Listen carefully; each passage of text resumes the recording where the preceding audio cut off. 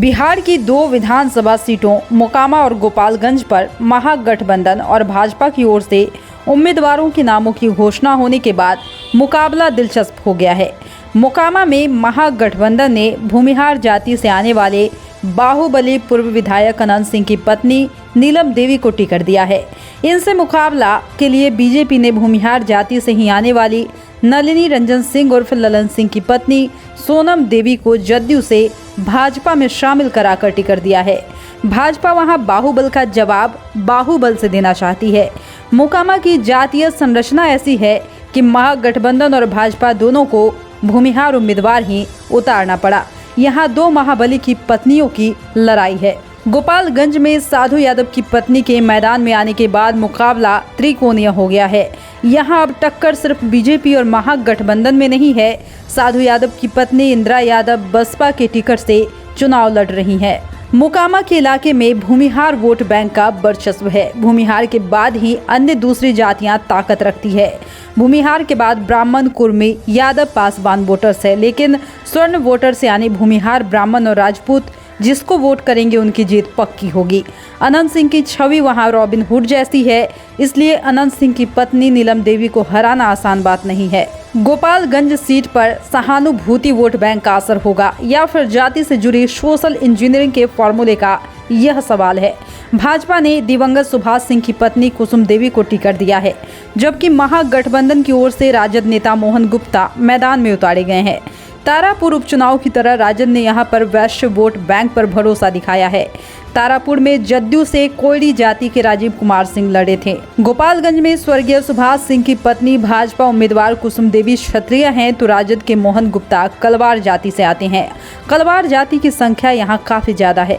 सुभाष सिंह गोपालगंज से 4 बार विधायक रहे हैं। सुभाष सिंह के निधन के बाद कुसुम देवी को टिकट देने का मतलब ही है कि वहां सहानुभूति वोट का फायदा उठाया जाए।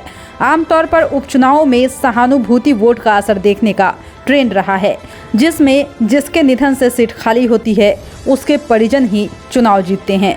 इससे अलग महागठबंधन भाजपा के परंपरागत वोट बैंक पर सेंधमारी करते हुए वैश्य वोटर्स के सहारे पार उतारना चाहती है। यहाँ पहली बार वैश्य जाति से 1977 में राधिका देवी चुनाव लड़ी थी और जीत भी गई थी। इसके बाद जनता दल से 1995 में राम अवतार प्रसाद की जीत हुई थी। राम अवतार प्रसाद के बाद वहां से कोई दूसरा वैश्य चुनाव नहीं जीत पाया। यहाँ इस बार राजद के मोहन प्रसाद के उतरने से उन्हें राजद का तो वोट मिलेगा ही, साथ ही जदयू, हम और लेफ्ट पार्टियों से जुड़े वोट भी मिलेंगे। मोहन प्रसाद को राजद के माई समीकरण का फायदा मिलेगा।